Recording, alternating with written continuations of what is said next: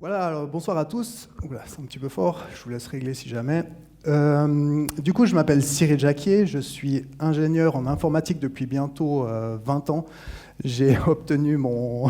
Ouais, ça fait un moment, Valentin. J'ai obtenu mon master en informatique à l'EPFL en 2006, et là, je travaille depuis 2019 chez Aziril. C'est une PME du canton de Fribourg qui est située à Villa-Saint-Pierre. Et chez Aziril, on conçoit, on développe, on produit également des systèmes d'alimentation flexibles. Aujourd'hui, je vais vous parler un peu plus spécifiquement de classification d'images et surtout de la façon dont on a introduit cette fonctionnalité dans notre produit iPlus. Je vais vous passer une première petite vidéo. Je vais switcher parce que sur les slides, ça ne marche pas bien. Je vais vous envoyer une petite première vidéo qui va vous montrer en fait ce que fait Aziril. Ça va vous permettre de mieux comprendre le contexte de cette présentation. Ici, on voit, ça, ce sont nos plateformes d'alimentation flexible. Et on a ici iPlus, c'est un contrôleur avec une caméra qui va s'occuper de gérer ces différents périphériques et qui va également s'occuper de la partie vision.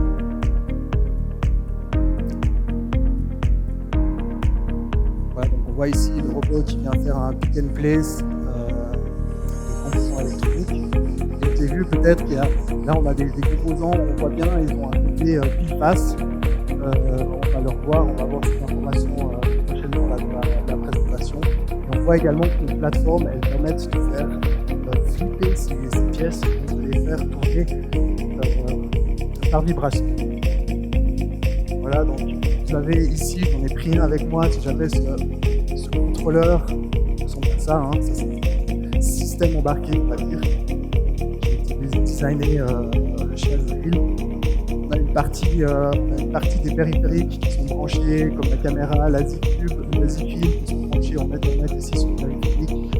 On a également la possibilité d'avoir un front lighting qu'on peut ajouter au système. Voilà, j'espère que vous avez compris un peu mieux à quoi correspondait le flexible feeding. Je vais vous passer une deuxième petite vidéo qui va vous montrer cette fois un peu plus spécifiquement cet aspect de classification d'images dans notre application.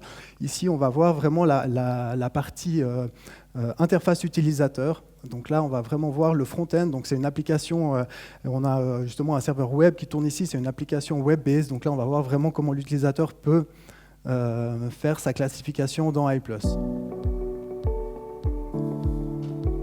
Donc ça, c'est l'interface de notre produit. Donc là, l'utilisateur a la possibilité de faire sa recette vision.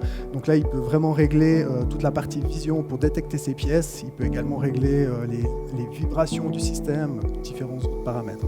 Ici, on se focalise sur ce qu'on appelle la candidate selection. C'est justement cette partie chez nous qui utilise de la classification d'images. On voit ici, l'utilisateur a la possibilité de classifier des candidats, donc ici des bons candidats qui vont continuer à passer dans notre pipeline vision pour être analysés, pour en sortir la position précise, et d'autres candidats qui sont rejetés, qui vont être simplement sortis du pipeline. Donc là, on a mis vraiment l'accent un peu sur l'interface utilisateur pour que les gens aient la possibilité de faire ça de manière rapide et sans trop de problèmes. C'est possible de rajouter plus d'images, d'ajouter, on a vu avant, les données, c'est très important. Certaines pièces, ici la pièce est relativement simple, le pile-face est relativement simple à faire, mais il y a certaines pièces qui sont un peu plus compliquées, et là justement l'utilisateur a la possibilité d'ajouter plus de candidats, plus de samples à classifier. Voilà, et ce qui nous permet ensuite, on le verra, de faire cette classification et puis de faire un pick and place comme ici.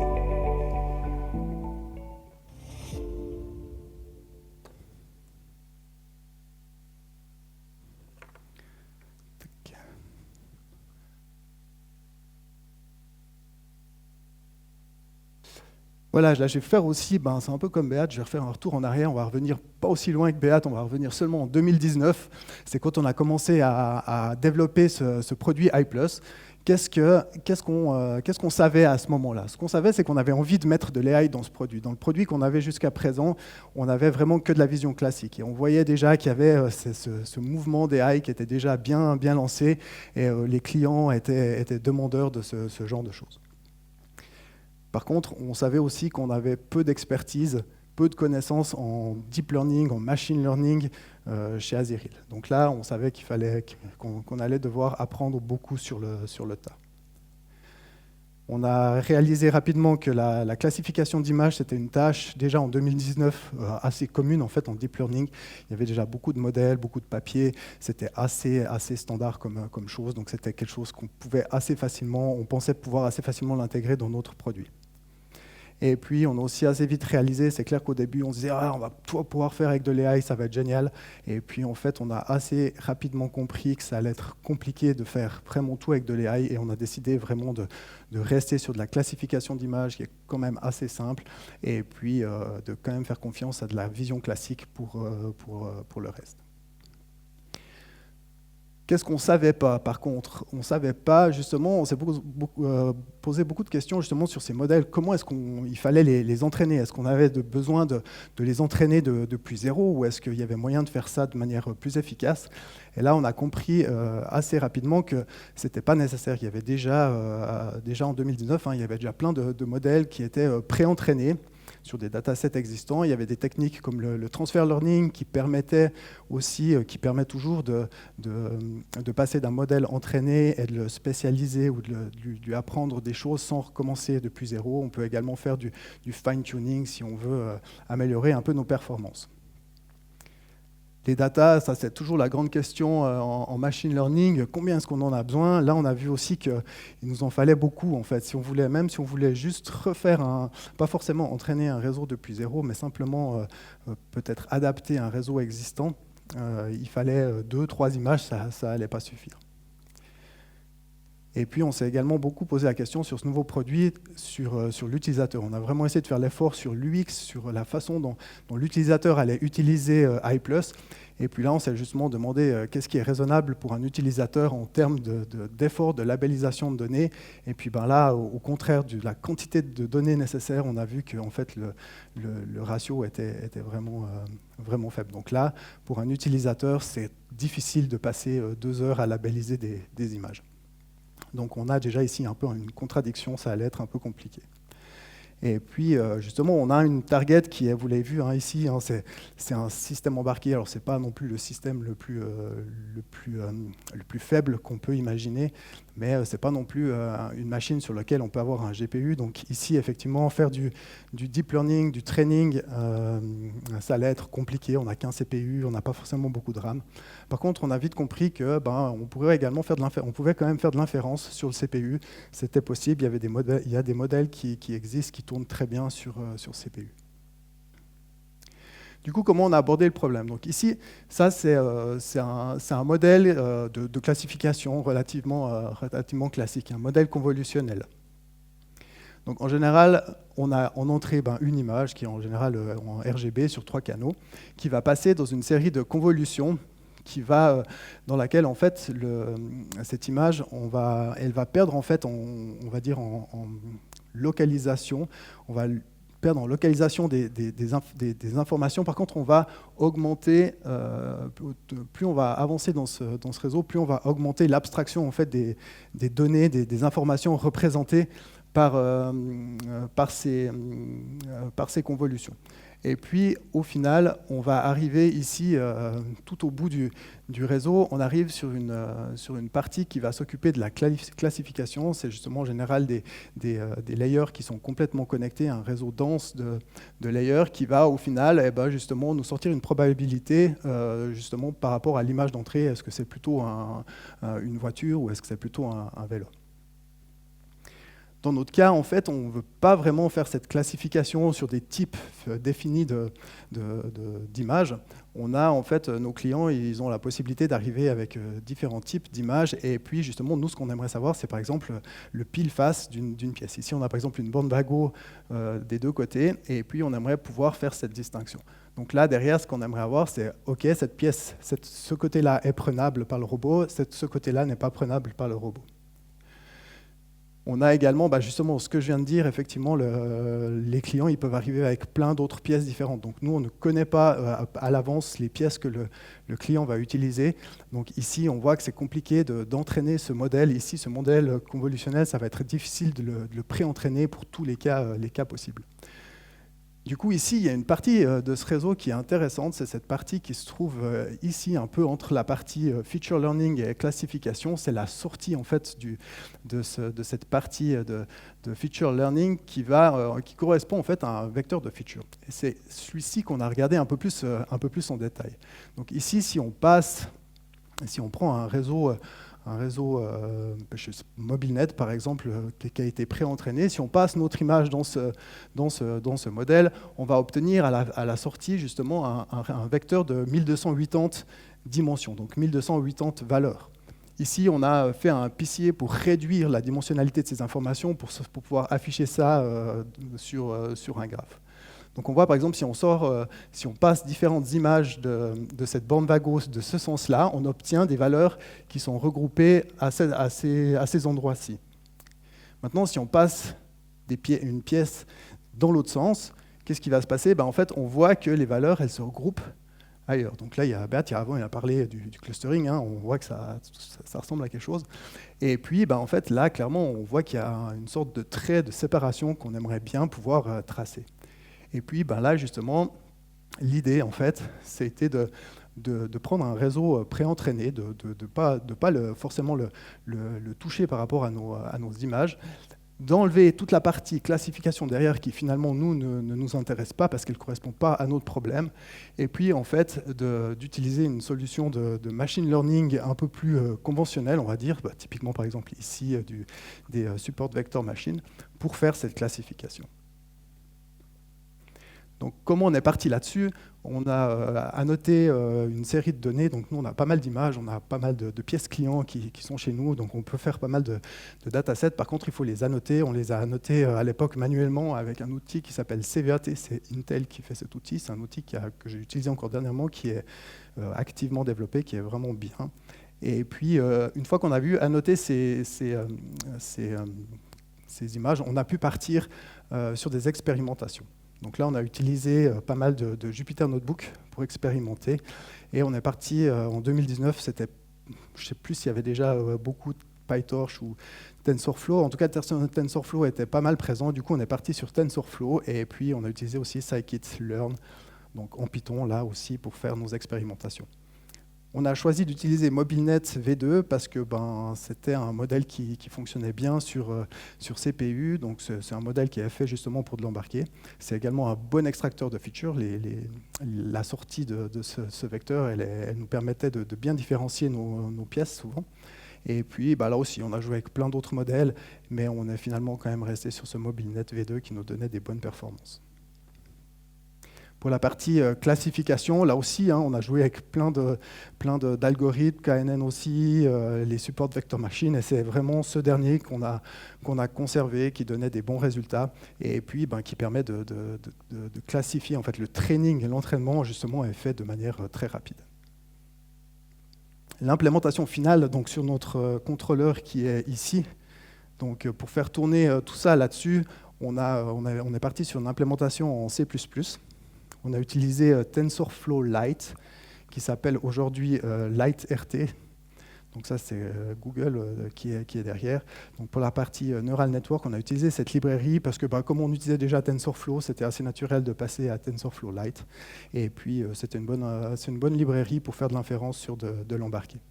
La conversion, les modèles doivent être également convertis. Du coup, c'était aussi facile à faire ça vu qu'on reste dans l'environnement de TensorFlow. Pour les supports vector machine, on aurait pu utiliser libsvm, mais on a préféré partir sur dlib. C'est une librairie, c'est une toolbox de C++ pour faire du machine learning. Elle a une propriété, elle a une extension intéressante qui est justement, elle a la possibilité, normalement SVN, c'est du binaire, c'est soit ça appartient à cette classe, soit ça appartient à cette classe-là.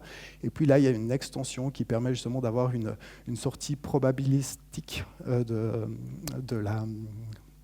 de la fonction de décision.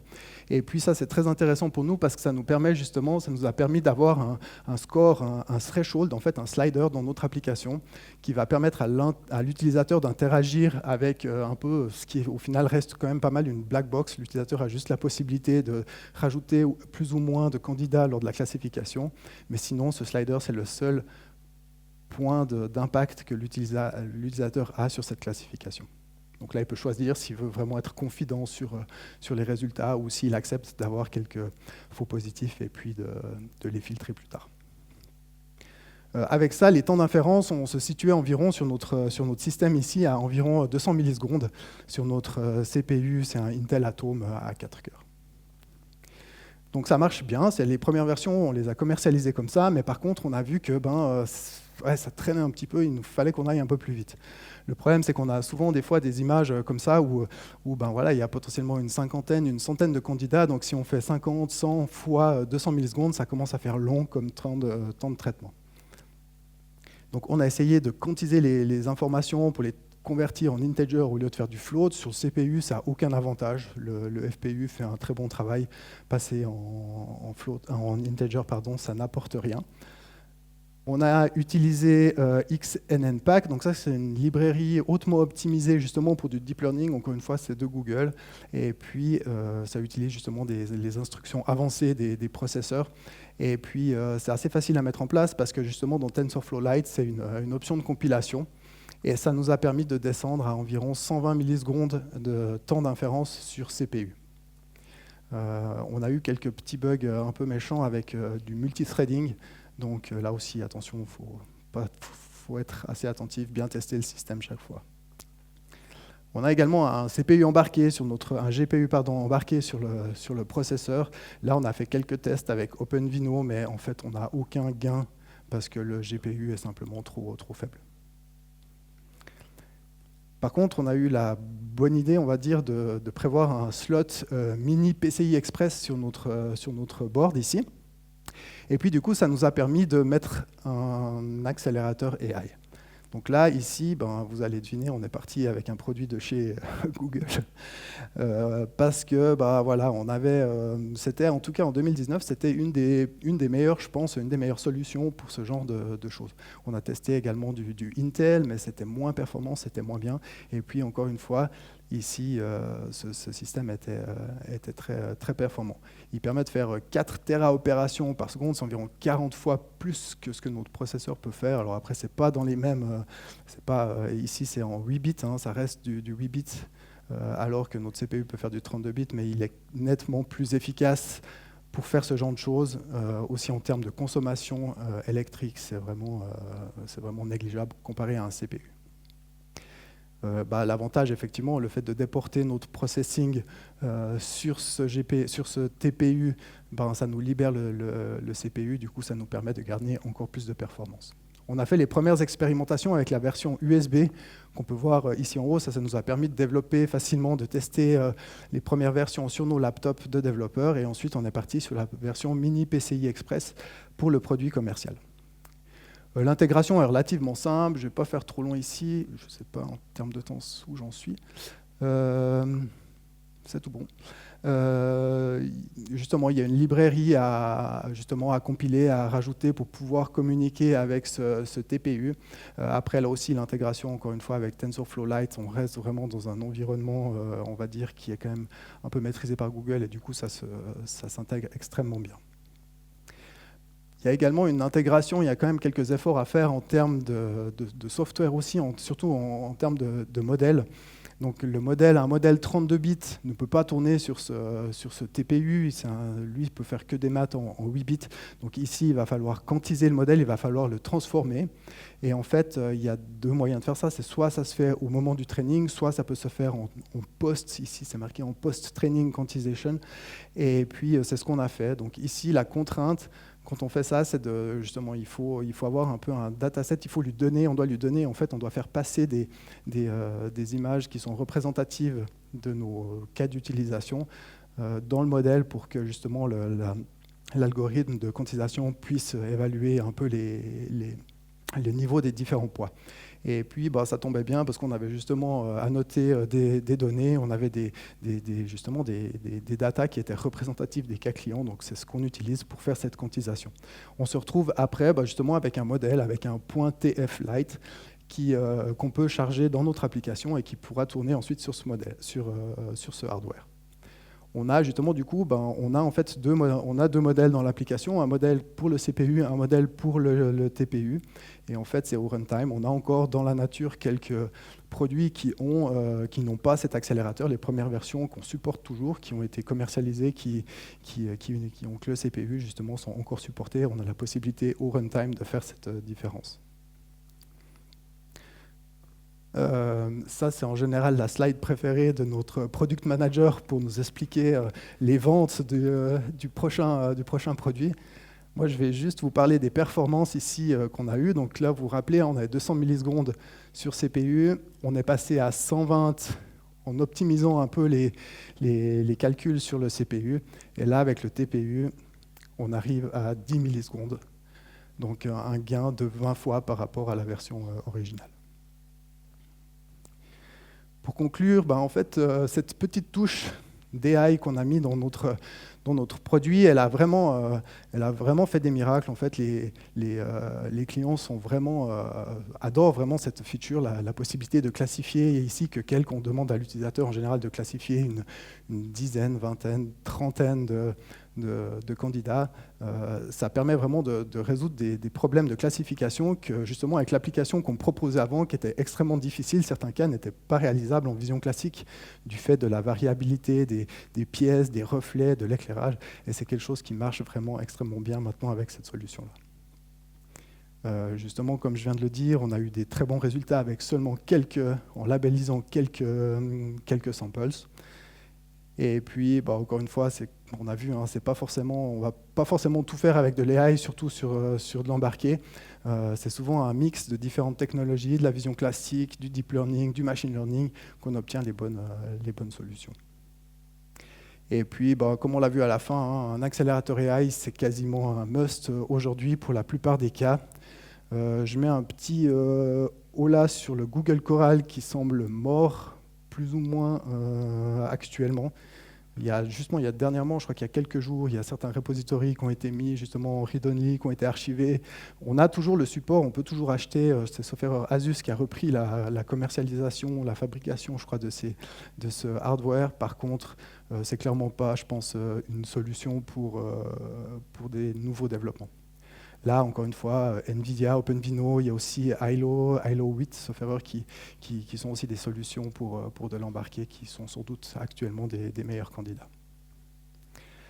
Avant de répondre à vos éventuelles questions, je vous ai mis là en haut un petit QR code. Ça vous permet vous allez être redirigé vers une page qui vous permet de vous enregistrer. Vous pouvez tester en fait en ligne notre application AI+. Si ça vous intéresse, si vous êtes curieux de voir ce que ça fait, vous pouvez aller essayer cette application en ligne. Vous devez juste vous enregistrer. Donc là, vous pouvez mettre plus ou moins n'importe quoi. Gardez juste il faut juste une adresse email valide. Je parlerai avec notre marketing, je leur expliquerai que si tout d'un coup il y a quelques adresses bizarres, c'est normal. Mais si vous êtes curieux, si vous voulez voir comment ça marche, n'hésitez pas, vous pouvez essayer ça en ligne gratuitement. Voilà, si vous avez des éventuelles questions, je vais essayer d'y répondre. Merci beaucoup pour la présentation. Déjà, Cyril, je t'en prie. C'était un vrai plaisir. Et puis là, je me tourne vers la salle. Oui. Et je fais de sport.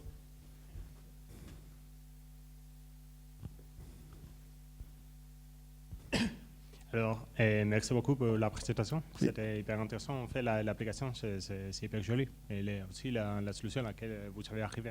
Mais maintenant, je me pose la question, parce que par rapport à l'architecture de l'intelligence artificielle, et tu as commenté que vous utilisez en CNN, non, en réseau convolutionnel. Mais en fait, les problèmes, c'est assez complexe, on pourrait dire, parce qu'il y a une partie de classification. Mais maintenant, je me pose la question de...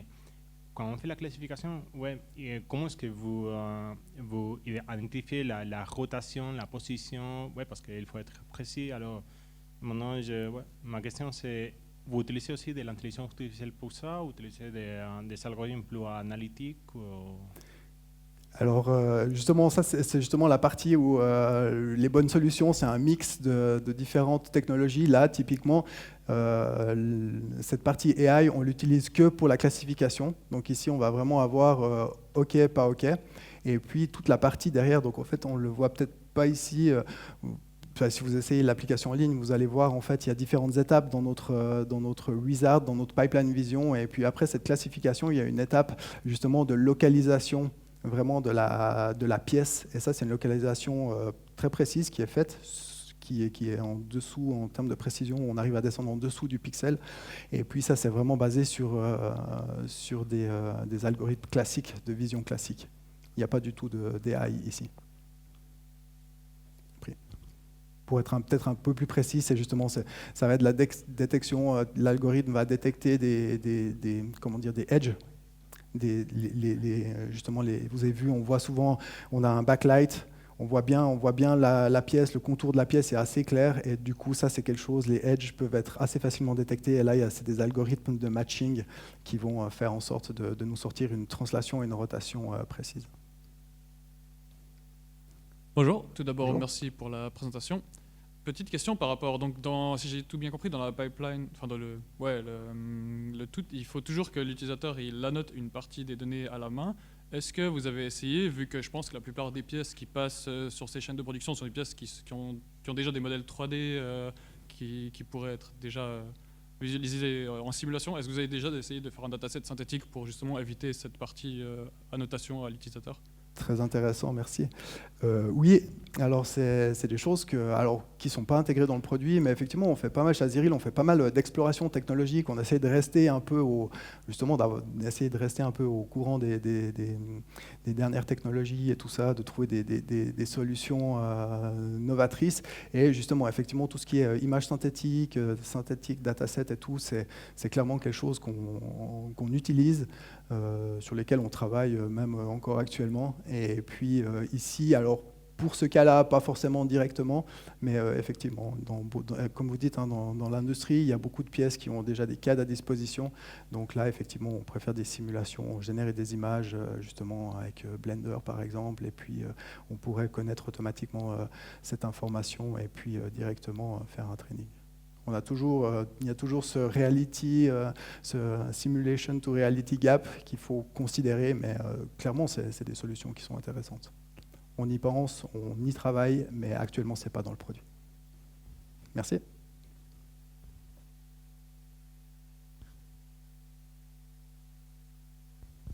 Merci beaucoup pour la présentation, c'était super intéressant.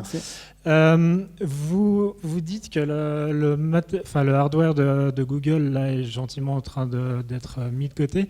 Est-ce que du coup ça veut dire que par exemple les SoC ou les CPU, ils arrivent gentiment au même niveau que le matériel que vous avez utilisé à l'époque ? Honnêtement, je ne peux pas vous répondre, je sais pas vraiment. Pour être honnête, moi je suis pas vraiment spécialisé dans la partie hardware de ce développement. Possible qu'il y ait des solutions justement tout intégrées avec justement maintenant effectivement il y a aussi de la partie accélération AI dans les CPU et tout ça. Est-ce que c'est suffisant? Je pourrais pas vraiment vous répondre comme ça. Là, je ne sais pas pourquoi en fait Google est visiblement, je crois visiblement il travaille sur un autre projet sur ces TPU. C'est un truc en cours, mais je peux honnêtement pas vous dire justement la raison de pourquoi ce genre de projets sont abandonnés. Mais il y a d'un autre côté, il y a comme par exemple Halo 8.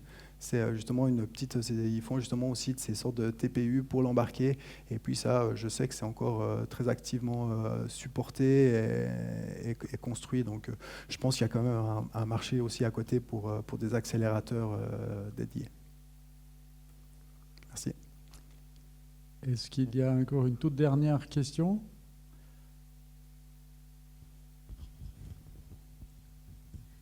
Bonsoir. Je me demandais si vous aviez considéré le fait d'avoir un serveur centralisé qui calculerait pour plusieurs machines. Est-ce qu'au niveau de la latence, c'est peut-être pas faisable, mais il y aurait plus de puissance de calcul, c'est peut-être moins cher parce qu'il n'y a pas besoin d'avoir des petits systèmes. Je ne sais pas ce que vous pensez de ça. Ouais, c'est effectivement des choses auxquelles on a pensé. Ce qu'il faut savoir, c'est que souvent, ces machines industrielles, en fait, elles sont souvent autonomes. La plupart du temps, enfin, ça dépend. Maintenant, ça commence un peu à changer, mais souvent, elles sont même pas connectées au réseau d'entreprise. C'est une machine qui est simplement, voilà, qui est montée, qui fait sa tâche et qui n'a pas de connexion au réseau d'entreprise et encore moins à Internet. Donc là, effectivement, c'est vrai qu'on s'était demandé, pas forcément sur ce projet, mais peut-être aussi dans d'autres projets qu'on a, justement, de pouvoir faire des choses dans le cloud ou ce genre de choses. Ça reste toujours compliqué, justement, parce que dans l'industrie, les gens ils sont extrêmement sceptiques, on va dire, quand on leur dit que la machine elle est connectée à un réseau, encore pire quand c'est Internet. Et puis si on leur dit que leurs données elles vont partir dans le cloud ou ailleurs, je ne sais pas où, là ça devient vraiment dans beaucoup de cas un no-go. Donc ça serait une option. Après, il y a effectivement peut-être des temps de latence, ce genre de choses qu'il faudrait voir, mais ça pourrait être tout à fait réalisable, je pense, oui. Ok, merci. Merci beaucoup. Et Merci. puis, je propose d'applaudir Cyril pour sa performance.